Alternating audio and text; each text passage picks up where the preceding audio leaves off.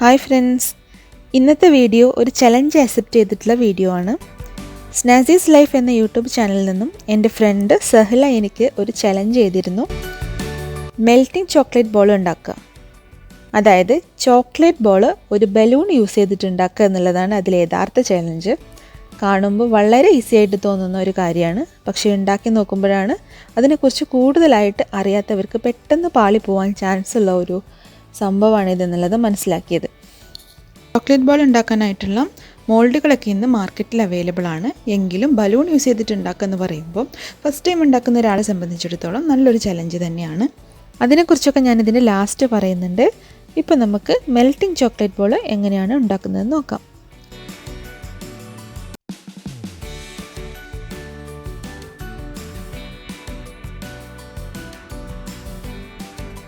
Chocolate ball ഉണ്ടാക്കാനായിട്ട് milk compound chocolate ആണ് ഞാനിവിടെ എടുത്തിട്ടുള്ളത്. നിങ്ങൾക്ക് വേണമെങ്കിൽ ഡാർക്ക് കോമ്പൗണ്ട് ചോക്ലേറ്റ് എടുക്കാം. ഇത് ചെറുതായിട്ടൊന്ന് കട്ട് ചെയ്തതിന് ശേഷം നമുക്കിത് മെൽറ്റ് ചെയ്തെടുക്കണം. അതിനായിട്ട് ഇവിടെ വെള്ളം തിളച്ചുകൊണ്ടിരിക്കുന്നുണ്ട്. ഇനി നമുക്ക് ചോക്ലേറ്റ് ഇട്ടിട്ടുള്ള ബൗൾ ഇതിൻ്റെ മുകളിലേക്ക് വെച്ച് കൊടുക്കാം. ചോക്ലേറ്റ് മെൽറ്റ് ചെയ്യുന്ന സമയത്ത് നമ്മൾ ഒരുപാട് സമയം ചൂടാക്കരുത്. അത് ഏകദേശം മെൽറ്റായി വരുന്ന സ്റ്റേജിൽ തന്നെ പുറത്തേക്ക് ഇറക്കി വെക്കണം. അതിനുശേഷം ആ ഒരു ടെമ്പറേച്ചറിൽ തന്നെ നിന്നിട്ട് ബാക്കി ചോക്ലേറ്റും കൂടി പെട്ടെന്ന് മെൽറ്റായി വരും. അപ്പോൾ നമ്മൾ ഇളക്കി കൊടുത്തുകൊണ്ടേ ഇരിക്കാം. അങ്ങനെ എല്ലാ വശത്തേക്കും ഒരുപോലെ കൺട്രോൾ ചെയ്തിട്ട് ടെമ്പറേച്ചർ കൊടുക്കാം. പെട്ടെന്ന് തന്നെ തിരിച്ച് റൂം ടെമ്പറേച്ചറിലേക്ക് ആക്കിയെടുക്കാം. ഇതിനെയാണ് നമ്മൾ ചോക്ലേറ്റിന് ടെമ്പർ ചെയ്യുക എന്ന് പറയുന്നത്. അപ്പം ഈ ടെമ്പറിങ് കറക്റ്റായാൽ മാത്രമാണ് നമ്മൾ ഉണ്ടാക്കുന്ന ചോക്ലേറ്റിന് കറക്റ്റായിട്ടുള്ള ആ ഒരു ഹാർഡ്നെസ്സും അതുപോലെ തന്നെ ഗ്ലേസിങ്ങും എല്ലാം കിട്ടുള്ളൂ. ഇപ്പോൾ ഇത് ഏകദേശം ഒരു 60% മെൽറ്റ് ആയിട്ടുണ്ട്. ഇനി ഇത് നമുക്ക് പുറത്തേക്ക് ഇറക്കി വെക്കാം. അതിനുശേഷം ഇളക്കിക്കൊണ്ടേ ഇരിക്കുക. ഇളക്കി കൊടുത്തുകൊണ്ട് തന്നെ ബാക്കിയുള്ള ചോക്ലേറ്റ് മുഴുവനായിട്ട് മെൽറ്റാക്കി എടുക്കണം. ബാക്കിയുള്ള ചോക്ലേറ്റ് ഒരുപോലെ മെൽറ്റായി കിട്ടാൻ വേണ്ടിയിട്ടും അതിനോടൊപ്പം തന്നെ ചോക്ലേറ്റിൻ്റെ ടെമ്പറേച്ചർ പെട്ടെന്ന് തന്നെ താഴ്ന്നു കിട്ടാൻ വേണ്ടി കൂടെയാണ് നമ്മളിത് ഇളക്കി കൊടുത്തുകൊണ്ടേ ഇരിക്കുന്നത്.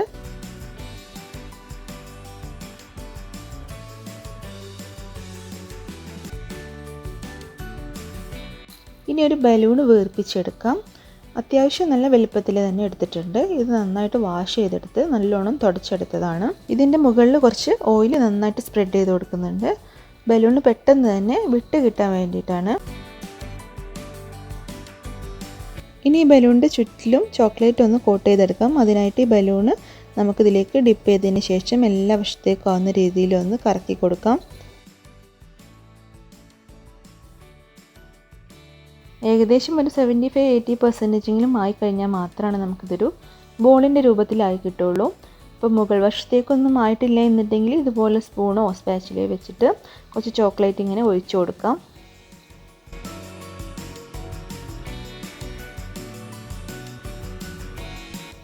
ഇപ്പോൾ ഏകദേശമൊക്കെ ബലൂൺ മുഴുവനായിട്ട് ചോക്ലേറ്റ് കവർ ചെയ്തെടുത്തിട്ടുണ്ട്. ഇനി ഇത് ഫ്രിഡ്ജിലേക്ക് വെക്കാൻ സൗകര്യത്തിന് വേണ്ടിയിട്ട് ഇതുപോലെ ഒരു കപ്പിൻ്റെ മുകളിലേക്ക് തിരിച്ച് വെച്ച് കൊടുക്കാം. ഇനി ഇത് ഞാൻ ഫ്രീസറിലേക്ക് മാറ്റാൻ പോവുകയാണ്. ഇത് ഞാൻ ഫ്രീസറിൽ ഒരു അരമണിക്കൂർ വെച്ചിട്ട് കൊണ്ടുവന്നതാണ്. ഇപ്പോൾ നന്നായിട്ട് സെറ്റായിട്ടുണ്ട്. നമ്മൾ ഫ്രിഡ്ജിലേക്ക് വെക്കുന്ന സമയത്ത് തന്നെ ഇത് പെട്ടെന്ന് തന്നെ സെറ്റാവും. എങ്കിലും ഒരു അരമണിക്കൂറെങ്കിലും ഫ്രിഡ്ജിൽ വെക്കുക, നന്നായിട്ടൊന്ന് സെറ്റായി കിട്ടാൻ വേണ്ടിയിട്ട്. ഇനി നമ്മൾ ശ്രദ്ധിച്ച് ചെയ്യേണ്ട കാര്യമാണ് ഇതിൻ്റെ അകത്തിരിക്കുന്ന ബലൂൺ പൊട്ടിച്ചെടുക്കണം.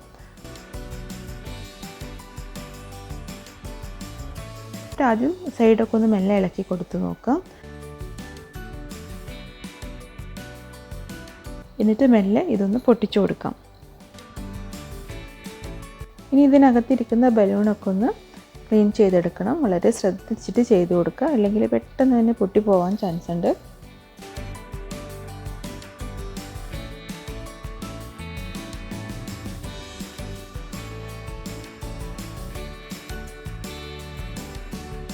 ഇതിനകത്തിരിക്കുന്ന ബലൂണൊക്കെ നന്നായിട്ട് ക്ലീൻ ചെയ്തെടുത്തിട്ടുണ്ട്. ഇനി നമുക്കിത് മാറ്റി വെക്കാം. ഇനി ലാസ്റ്റ് ഇതിൻ്റെ മുകളിലേക്ക് ഒഴിച്ചു കൊടുക്കാനായിട്ടുള്ള ഒരു സോസ് ഉണ്ടാക്കിയെടുക്കണം. ഞാനിവിടെ ചോക്ലേറ്റ് സോസാണ് ഉണ്ടാക്കുന്നത്. സോസ് ഉണ്ടാക്കാനായിട്ട് നമ്മളിവിടെ ബാക്കി വന്നിട്ടുള്ള ചോക്ലേറ്റ് തന്നെയാണ് ഉപയോഗിക്കുന്നത്. ഇതൊരു ബൗളിലേക്ക് ഇട്ട് കൊടുത്തിട്ട് ഇതിലേക്ക് ആവശ്യത്തിന് ക്രീം ഒഴിച്ചു കൊടുക്കാം. അതേ അളവിൽ തന്നെ ഒഴിച്ചു കൊടുത്താൽ മതിയാവും. ഫ്രഷ് ക്രീമോ വിപ്പിംഗ് ക്രീമോ നമുക്ക് ഉപയോഗിക്കാവുന്നതാണ്. പിന്നെ പ്രത്യേകിച്ച് അളവൊന്നും ഞാൻ പറയുന്നില്ല. ആവശ്യത്തിന് നോക്കിയിട്ട് ഒഴിച്ചു കൊടുക്കാം. എന്നിട്ട് ഒന്ന് മിക്സ് ചെയ്തെടുത്തതിന് ശേഷം ഒന്നെങ്കിൽ ഡബിൾ ബോയിലിംഗ് മെത്തേഡിൽ തന്നെ ഒന്നുകൂടെ ചൂടാക്കിയെടുക്കാം. അതല്ലെങ്കിൽ മൈക്രോവേവിൽ വെച്ചിട്ട് നന്നായിട്ട് ചൂടാക്കിയെടുക്കാം. അതും അല്ലെങ്കിൽ നമുക്ക് വേണമെങ്കിൽ വിപ്പിംഗ് ക്രീം ഒന്ന് ചൂടാക്കിയിട്ട് ഇതിലേക്ക് ഒഴിച്ചു കൊടുത്താലും മതി. എങ്ങനെയാണെങ്കിലും ഇത് നന്നായിട്ടൊന്ന് മിക്സ് ചെയ്ത് കിട്ടിയാൽ മതി. ഇപ്പോൾ ഞാൻ ജസ്റ്റ് ഒന്ന് ചൂടാക്കിയിട്ട് മിക്സ് ചെയ്തെടുക്കുകയാണ്. ഇനി ഇത് ഒഴിച്ചു കൊടുക്കുന്നതിന് തൊട്ട് മുൻപ് ഒന്നുകൂടെ നന്നായിട്ട് ചൂടാക്കിയെടുക്കും.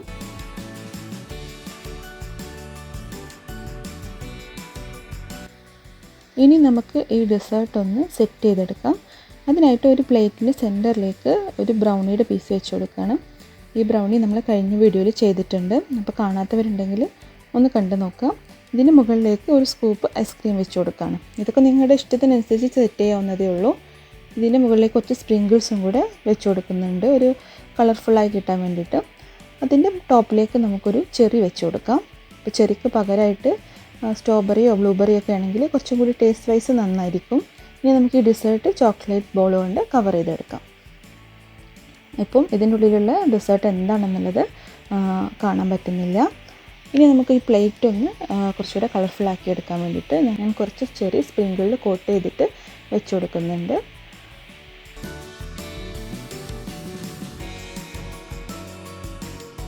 ഇനി ഇതിൻ്റെ സൈഡിലായിട്ട് നമ്മൾ നേരത്തെ റെഡിയാക്കിയിട്ടുള്ള സോസും കൂടെ വെച്ച് കൊടുക്കാം. ഇപ്പം നമ്മളുടെ ഈ ഡെസേർട്ട് പ്ലേറ്റ് റെഡി ആയിട്ടുണ്ട്. ഇതിങ്ങനെ നമ്മൾ ആർക്കാണോ സെർവ് ചെയ്യുന്നത് അവർക്ക് ഇതുപോലെ തന്നെയാണ് നമ്മൾ കൊണ്ടുവച്ച് കൊടുക്കേണ്ടത്. എന്നിട്ട് അവരുടെ മുന്നിൽ വെച്ചിട്ടാണ് നമ്മൾ ബാക്കിയുള്ള കാര്യങ്ങൾ ചെയ്യേണ്ടത്. ഇത് ശരിക്കും ഒരു സർപ്രൈസ് ഡെസേർട്ടാണെന്ന് വേണമെങ്കിൽ പറയാം. നിങ്ങൾക്ക് ഇഷ്ടമുള്ള ഡെസേർട്ടുകളോ അതല്ലെങ്കിൽ ചെറിയ ഗിഫ്റ്റുകളോ ഒക്കെ നിങ്ങൾക്ക് ഇതിനുള്ളിൽ പ്ലേസ് ചെയ്യാവുന്നതാണ്. അതുപോലെ തന്നെ ഈ സോസിന് പകരം നിങ്ങൾക്ക് കാരമൽ സോസ് വേണമെങ്കിലും ഉപയോഗിക്കാവുന്നതാണ്. കാരമൽ സോസിൻ്റെ റെസിപ്പി പുൾമിയപ്പ് കേക്കിൻ്റെ വീഡിയോയിൽ കാണിച്ചിട്ടുണ്ട്. ഇനിയാണ് ഇതിൻ്റെ ഹൈലൈറ്റ് പാർട്ട്. നമുക്ക് ഈ ചോക്ലേറ്റ് ബോളിനെ മെൽറ്റ് ചെയ്യിപ്പിച്ചെടുക്കണം. അതിനായിട്ട് ഈ സോസ് ഇതിൻ്റെ മുകളിലൂടെ ഒഴിച്ചു കൊടുക്കണം. അപ്പോൾ ശ്രദ്ധിക്കേണ്ട കാര്യം ഈ സോസ് നല്ല ചൂടുണ്ടായിരിക്കണം.